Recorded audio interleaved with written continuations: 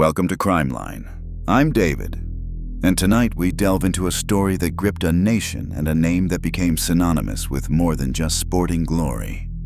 Picture this: a sun-drenched Los Angeles, a larger-than-life hero, a celebrated athlete, actor, and charismatic public figure.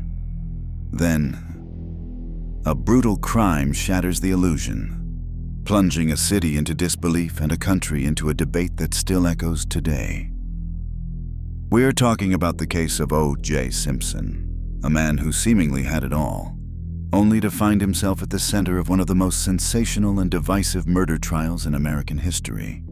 In 1994, the savage killings of his ex-wife, Nicole Brown Simpson, and her friend, Ronald Goldman, unleashed a media frenzy and a legal battle that questioned the very fabric of the justice system, fame, and race relations in America. Join us as we revisit the events that led to the trial of the century, examining the evidence, the courtroom drama, and the verdict that left so many stunned and divided. This is a case that had everything: glamour, betrayal, a fallen idol, and lingering questions that haunt us decades later. What truly happened on that fateful June night? Stay with us here on Crime Line as we explore the O.J. Simpson saga. The initial revelation that O.J. Simpson, a figure of immense popularity and affection in American culture, stood accused of the brutal murders of his ex-wife, Nicole Brown Simpson, and her friend, Ronald Goldman, sent shockwaves across the nation and indeed the world. Orenthal James Simpson, known widely as OG, or the Juice, was not merely a retired athlete.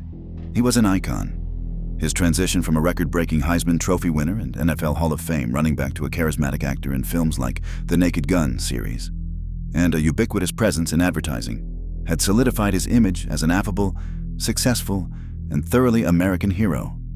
He was a familiar face, a charming personality who had transcended racial barriers in media representation during his era. Nicole Brown Simpson was the former wife of O.J.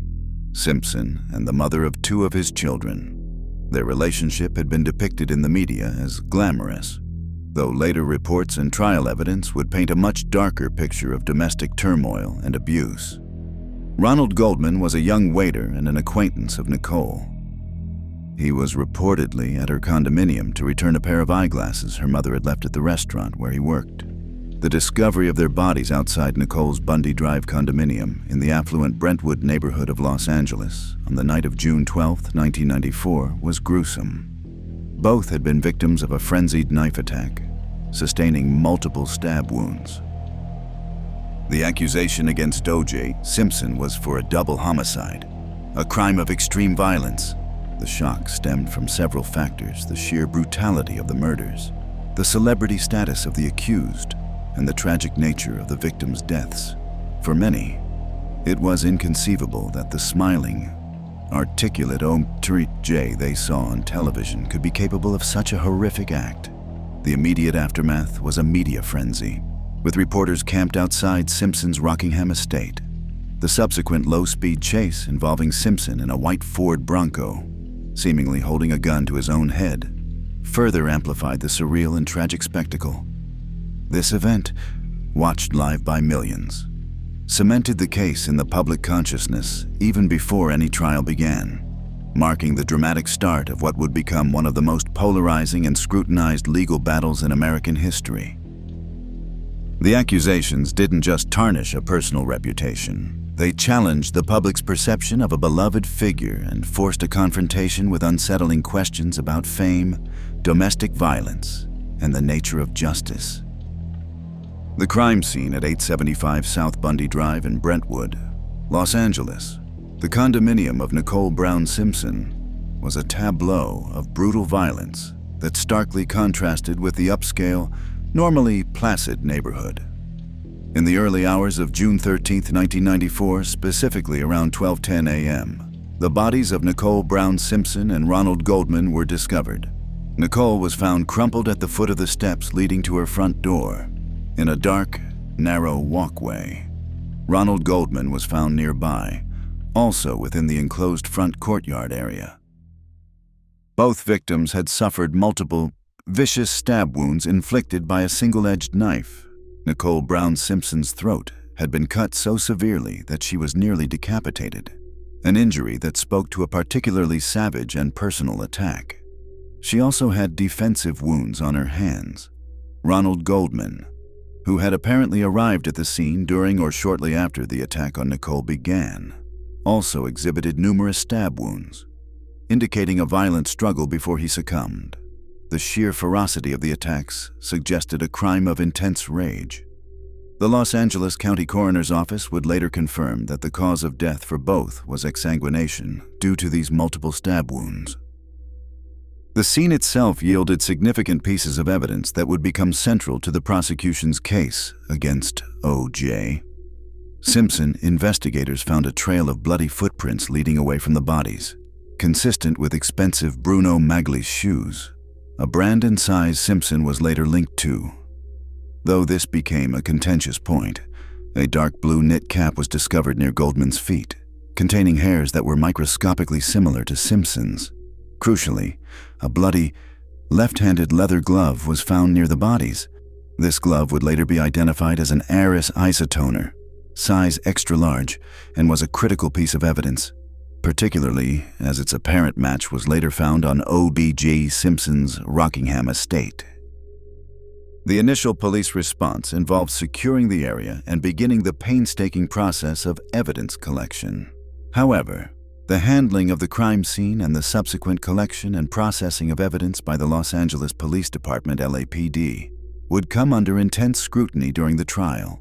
Defense attorneys would later argue that the scene was improperly managed, leading to potential contamination or mishandling of evidence, which they suggested cast reasonable doubt on the integrity of the physical proof presented by the prosecution.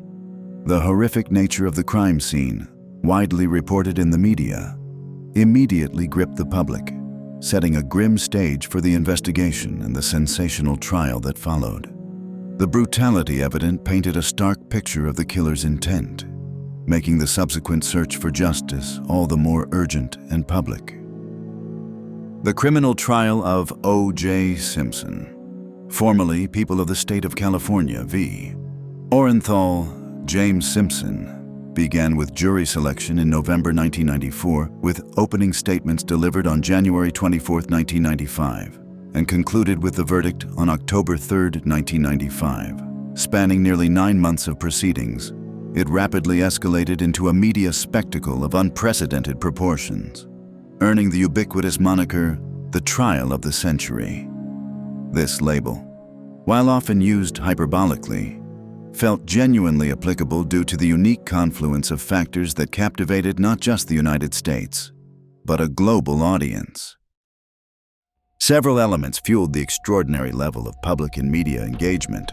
Firstly, the defendant himself was a beloved celebrity, an African-American sports hero who had achieved mainstream success and adoration. The brutal nature of the double homicide, involving his ex-wife, added a layer of tragic domestic drama. Secondly, Judge Lance Ito's controversial decision to allow television cameras in the courtroom provided gavel-to-gavel coverage.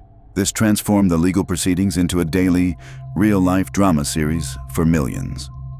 Viewers became intimately familiar with the cast of characters the high-powered defense dream team led by Johnny Cochran, Robert Shapiro, and F. Lee Bailey. The determined prosecution team, including Marcia Clark and Christopher Darden, and the various witnesses, experts, and even the judge himself. The trial became a constant topic of conversation, dominating news cycles, workplace discussions, and social commentary. It exposed and amplified deep-seated societal fissures, particularly concerning race relations in America, police conduct, domestic violence, and the influence of wealth and celebrity on the justice system. The strategies of both the prosecution and defense were scrutinized daily, with every piece of evidence and witness testimony analyzed by a legion of self-appointed experts and media commentators. The televised format allowed the public to witness the legal maneuvering, the emotional outbursts, and the meticulous presentation of evidence, making them feel like virtual jurors. Ratings for the trial coverage were consistently high, and news outlets dedicated enormous resources to it, further feeding the public's insatiable appetite for information. This unprecedented media saturation ensured that the O.J. Simpson trial was not merely a legal event, but a profound cultural phenomenon, its impact reverberating long after the verdict was read. It changed how the media covered legal proceedings and highlighted the power of televised trials to shape public perception and discourse on a massive scale. The O.J. Simpson trial was, at its core, a fierce and protracted battle over evidence. The prosecution, led by Marcia Clark and Christopher Darden, meticulously constructed a case based on a compelling narrative and a significant volume of physical and circumstantial evidence designed to prove Simpson's guilt beyond a reasonable doubt. Central to their argument was the timeline they established for the murders on the night of June 12, 1994, suggesting Simpson had the opportunity, and, they argued, the motive stemming from a history of jealousy and control over Nicole Brown Simpson. A cornerstone of the prosecution's case was DNA evidence. Blood drops found at the Bundy crime scene, on a pathway, were shown through RFLP and PCR DNA testing to be consistent with O.J. Simpson's blood. Bloodstains were also found inside Simpson's white Ford Bronco that matched both his own blood and that of the victims. Furthermore, a bloody glove discovered at Simpson's Rockingham estate appeared to be the mate to a left-handed glove found at the Bundy crime scene, and blood found on the Rockingham glove contained genetic markers consistent with Simpson, Brown Simpson, and Goldman. Hairs consistent with Simpson's were found in the knit cap at Bundy, and fibers consistent with the Bronco's carpet were found on that cap and on Goldman. The prosecution also presented extensive testimony regarding Simpson's history of domestic violence against Nicole, including Nicole's 911 calls and photographs of her injuries, to establish a pattern of abusive behavior and a potential motive. The sheer volume of evidence presented was substantial, with the prosecution calling numerous witnesses, from police officers and detectives to forensic scientists and friends of the victims.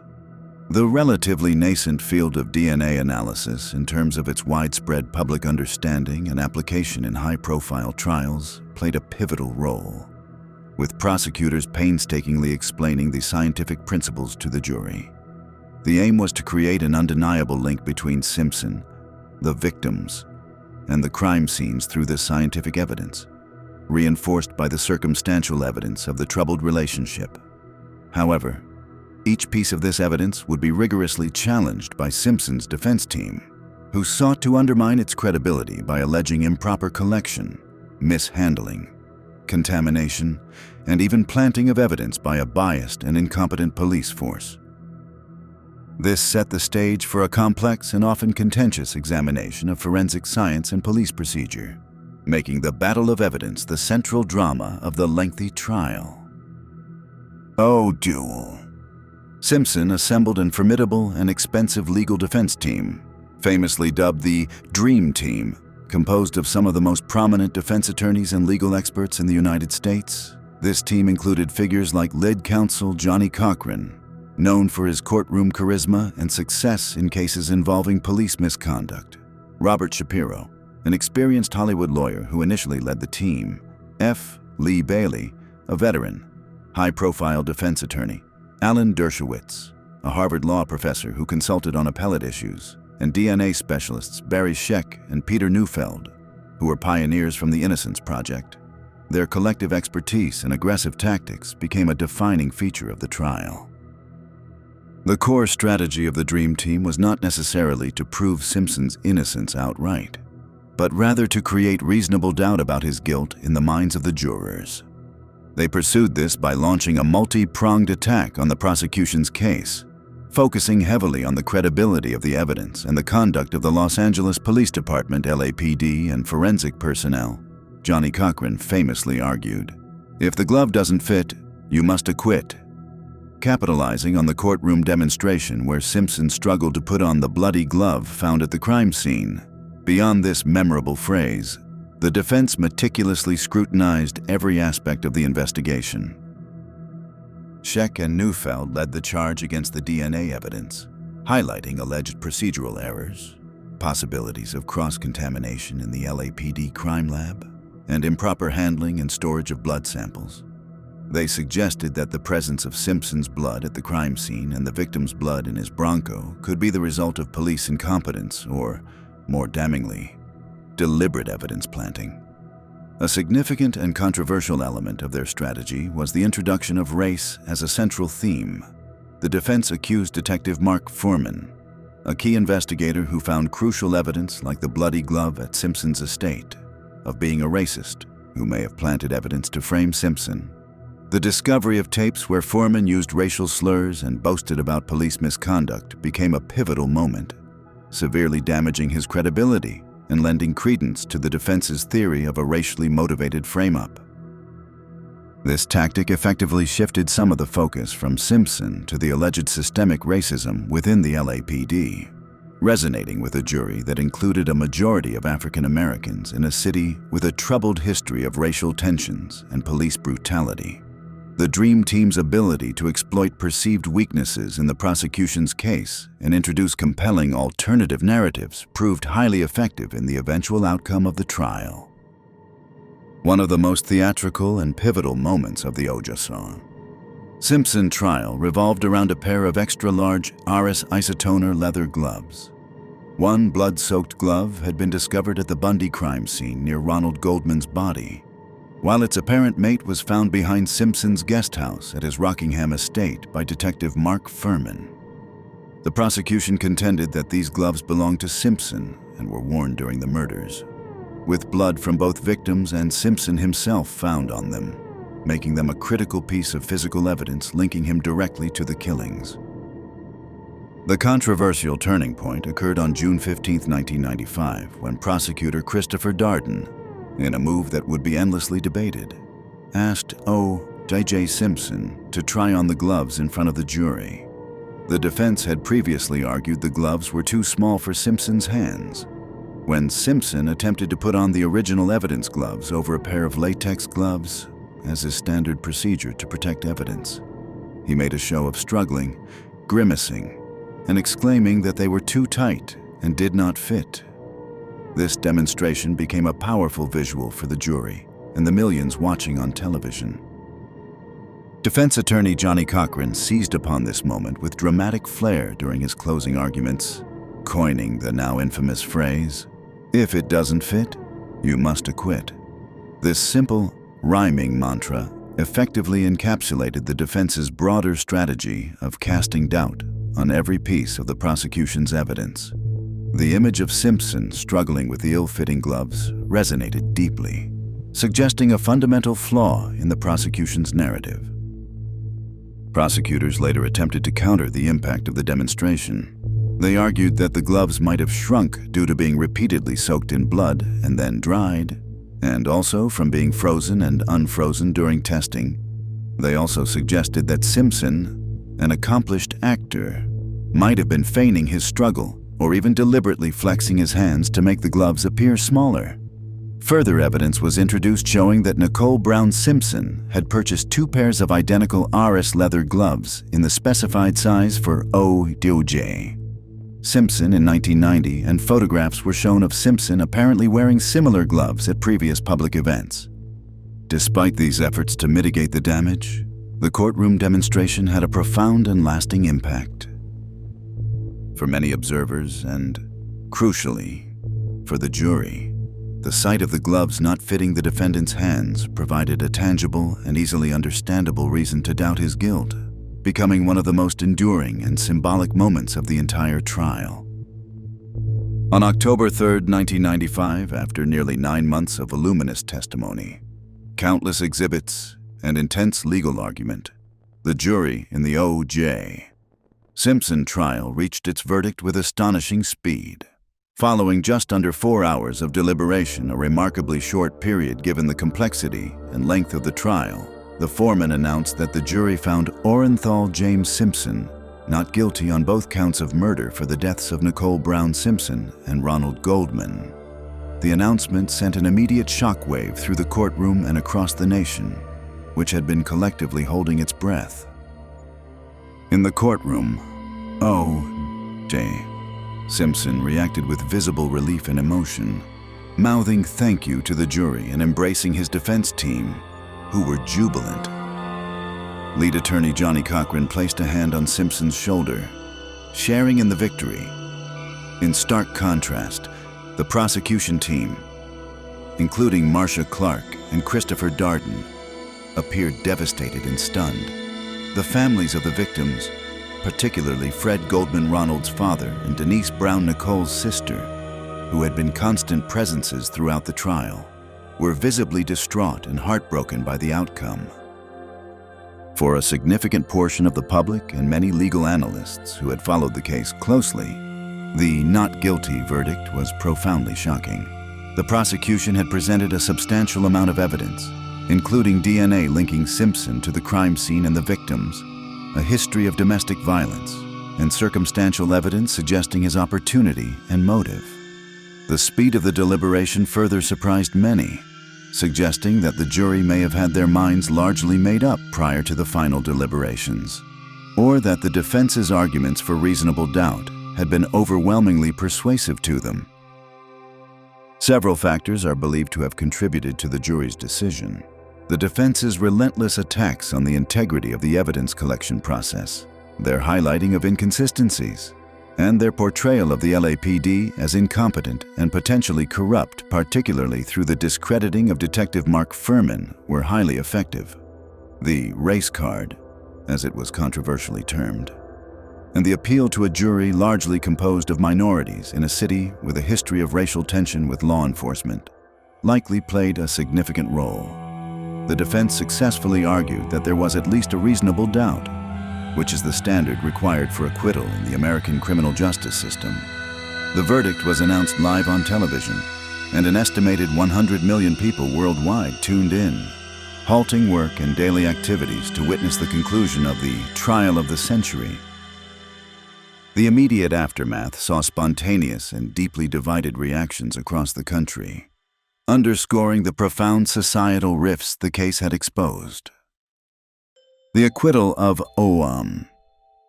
J. Simpson on October 3, 1995, did not bring closure. Instead, it starkly illuminated and exacerbated profound divisions within American society, most notably along racial lines. The immediate reactions to the verdict were dramatically polarized.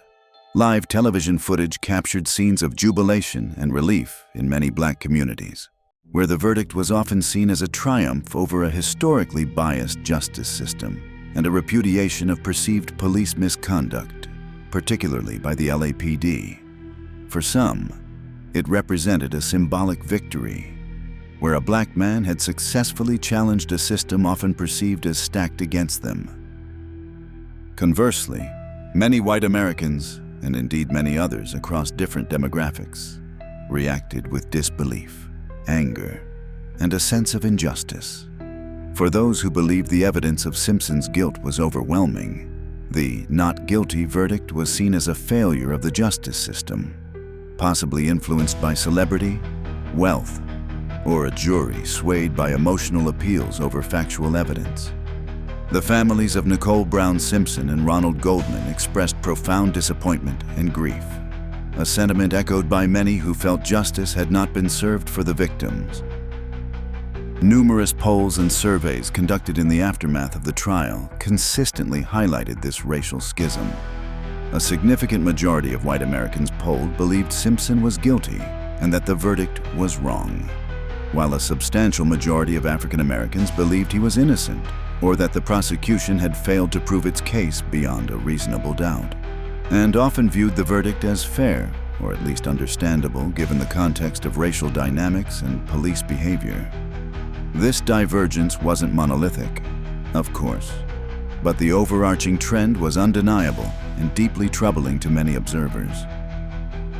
The differing perspectives were rooted in varied life experiences and historical contexts. For many African Americans, the trial and its focus on Detective Mark Furman's racism tapped into generations of negative experiences with law enforcement and a deeply ingrained skepticism towards the fairness of the criminal justice system. The defense's narrative of a potential frame-up resonated with this distrust. For many white Americans, who may have had more positive experiences with the justice system, the focus often remained more strictly on the presented evidence, which they felt pointed clearly towards Simpson's culpability. The media extensively covered these divided reactions, sometimes amplifying the sense of a nation split in two, the O.J. Simpson verdict thus became more than just the outcome of a single trial. It evolved into a national referendum on race, justice, celebrity, and the very legitimacy of the American legal process, leaving a lasting scar on the national psyche and prompting extensive debate that continued for years. Following O.J. Simpson's acquittal in the highly publicized criminal trial, the families of the victims, Nicole Brown Simpson and Ronald Goldman, sought an alternative avenue for justice through the civil court system. In 1996, Fred Goldman and Sharon Rufo, Ronald Goldman's divorced parents, along with Nicole Brown Simpson's estate, represented by her father, Lou Brown, filed a wrongful death lawsuit against O.J. Simpson. This legal action aimed to hold Simpson liable for the deaths, even though he had been found not guilty of criminal charges. A crucial distinction between the criminal and civil trials lay in the burden of proof. In the criminal trial, the prosecution was required to prove Simpson's guilt beyond a reasonable doubt, an exceptionally high standard. In contrast, a civil trial requires the plaintiffs to prove the defendant's liability by a preponderance of the evidence. This means the jury only needs to be convinced that it is more likely than not more than 50% probable that the defendant is responsible for the damages alleged. This lower evidentiary threshold significantly altered the legal landscape for Simpson. Another key difference was that Simpson, who had exercised his Fifth Amendment right not to testify in his own defense during the criminal trial, was compelled to testify in the civil proceedings. This provided the plaintiff's attorneys, led by Daniel Petrocelli, the opportunity to cross-examine him extensively about his actions, inconsistencies in his statements, and his relationship with Nicole. Simpson's deposition testimony and his performance on the stand during the civil trial were considered by many observers to be damaging to his credibility.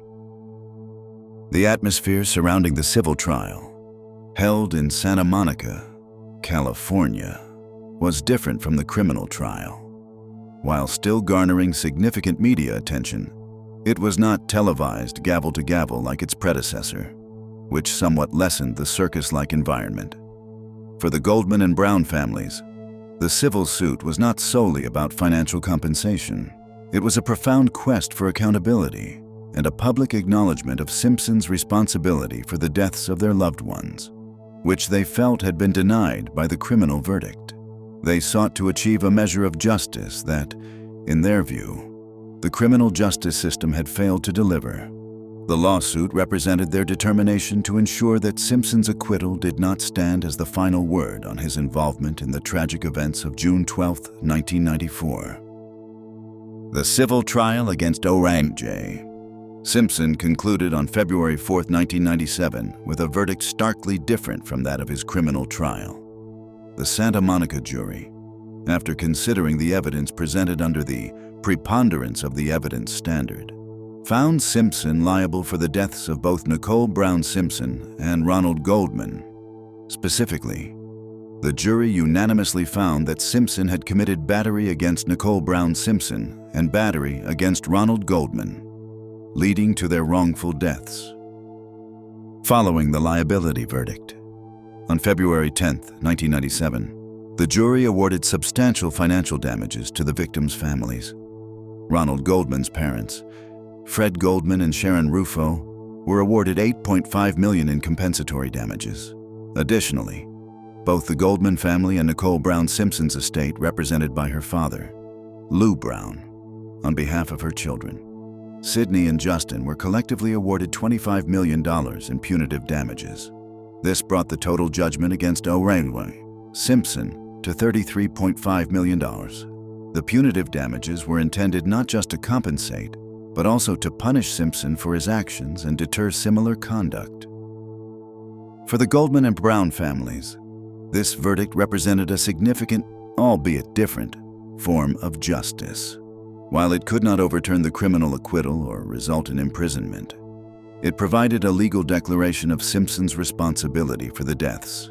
Fred Goldman, in particular, had been a vocal advocate for holding Simpson accountable, and the civil judgment was a vindication of his relentless efforts.